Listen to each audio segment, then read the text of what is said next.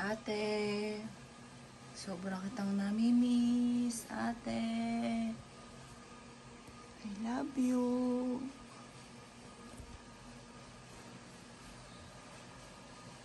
I love you, ate.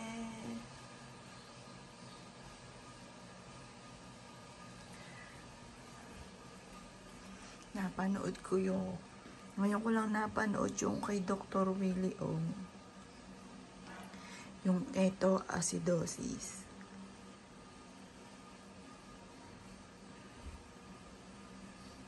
Wala sa isipan mo, wala ka na.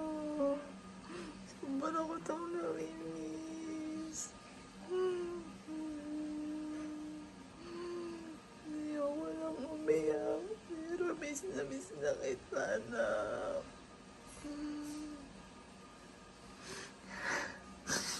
Sobra kita namimiss. Hindi ko wala yung magkakaganito, anak mo.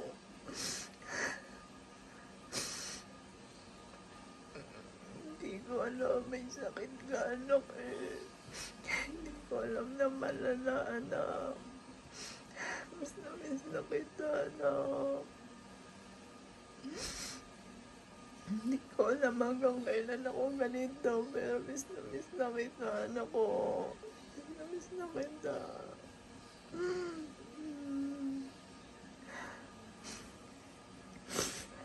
Anak.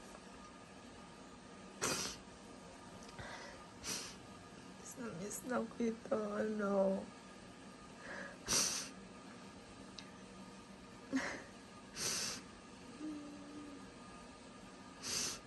No, bumalik ka na, anak mo. Bumalik ka na.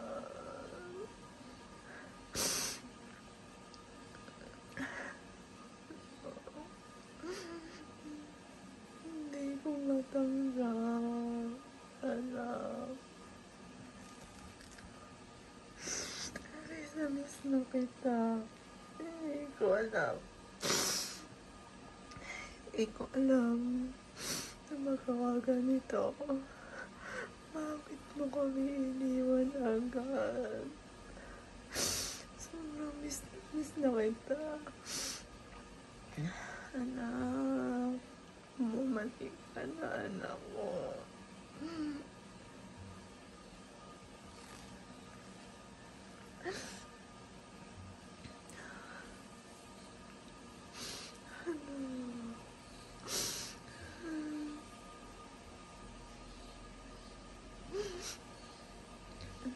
Anak.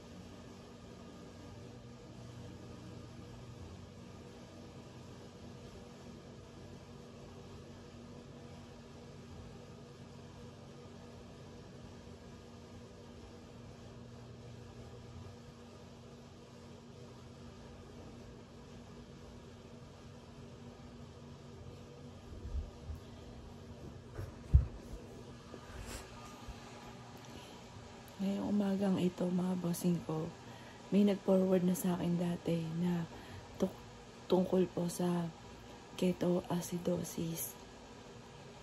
Hindi ko siya agad napanood, ngayon ko lang siya napanood. Ganun nga po yung nangyari po sa akin pong anak. Nagkaroon po yung una kong anak, si Justin ng trangkaso. Sumunod po, pero gumaling naman po siya. Pero may diabetes na po yung anak kong bunso. Pagkatapos, yung mister ko po. Tapos, sumunod na si Jovelyn. Sinabi pa nga po niya sa akin, "Mami, buti hindi ka nagkakasakit." Ang sabi ko po sa kanya, "Anak,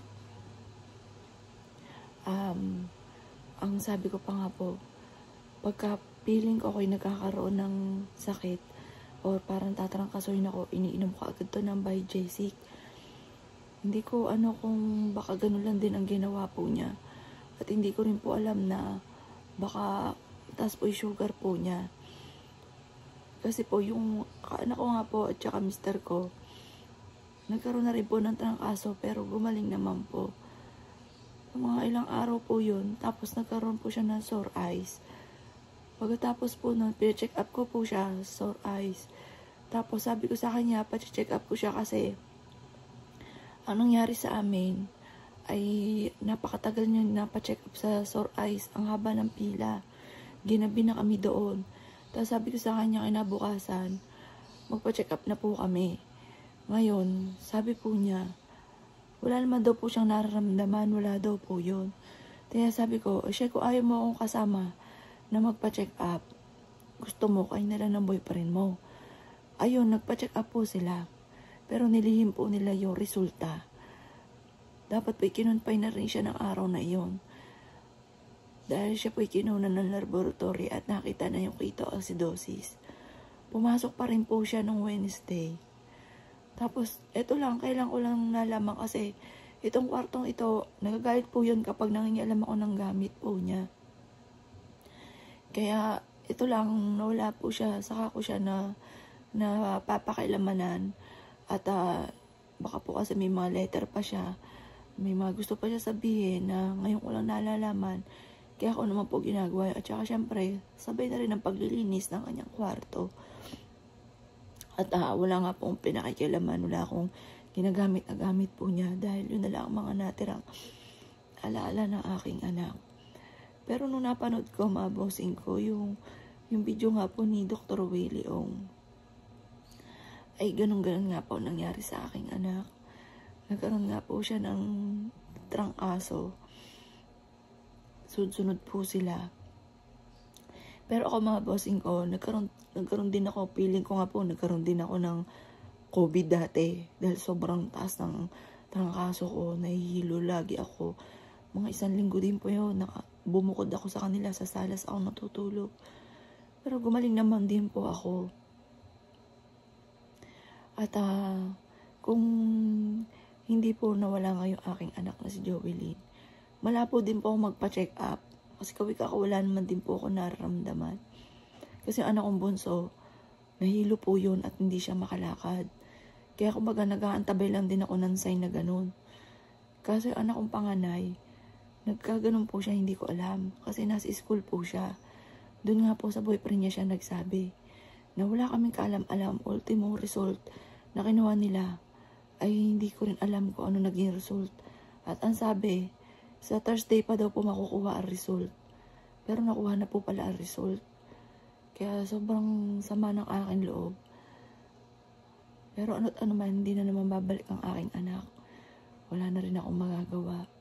At yun nga ay umaasa lang ako lagi sa sinasabi ng aking anak na okay lang siya. Wala yun. Umasa lang ako sa ganun. Kaya parang sa ngayon, pag sinabi ng anak kong bunso, ay ko anak, umihi ka na. Anak, uminom ka na ng tubig. Pag sinabi niya, oo, hindi na ako naniwala. Sige, uminom ka. Patingin at umihi ka na rin. Ganun po. Parang ngayon, to si is to believe. Sige, paano muna? Kasi wala na rin yung anak ko. Anak kong panganay. Pero may isa pa naman ako anak na bunso. Pero hindi ko matanggap. Mahal na mahal ko ang aking mga anak. Gagawin ko lahat para sa aking anak. Ang sakit-sakit. Hindi kailanman hindi ko naisip mawawala ang aking anak. Sobrang prinsesa sa akin yun. Ipaglalaba, hindi naglalaba po yun. Maghugas ng pinggan yun. Bihirang-bihira. Pag nakantsawan pa. Bihira rin siya maglinis dito. Kung hindi ko kakantsawan, anak, linis-linis. Nagkaroon ka ng kwarto pero hindi mo malinis. Nasermonan ko pa nga. Tapos may napanood ako kay Tony Poller. Pinagalitan yung anak, saktong-sakto rin. Nauna ata yung kay Jovelyn. Tapos kay Tony. Binidyo na pinapagalitan yung anak. Pero kung hindi ko binidyo na pinapagalitan ko yung anak ko. Sabi ko, anak, dapat pala binidyo ko din. Tapos sabi niya, si Mami. Sabi ko, tingnan mo, pares kayo. Ikaw, may edad ka na, nagkaroon ka ng kwarto. Kaya inaasahan ko sobrang linis yan. Kaso, hindi ko pa malinis. Yun, nasisermanon ko po siya noong nabubuhay po siya. Nalilinis ko po yan nasa school. Tapos pagka ano niya, nagagalit po yan. Kung ano daw mga ginalaw ko. Sige, wala akong ginalaw, nilinis ko lang. Tiniklop ko ang damitan mo kasi. Sukat po siya ng sukat ang damit. Nasa upuan lang po niya. Hindi po natitiklop. Kaya ako na nagtiklop, ako na naghangir. Ngayon, nag-emotional na naman ako kasi naalala ko nga po yung video nga ni Dr. Willie Ong. Nasayang talaga kung naagapan po yung aking anak. Pwede kong sisihin ko rin yung aking sarili. Sisisi ko rin po ang aking sarili. Kung bakit po hindi ko kagad napa-check up. Kasi niwala naman ako na wala daw po yun. Wala naman daw siyang sakit. Sipon lang daw po yun. Yun ang lagi po sinasabi.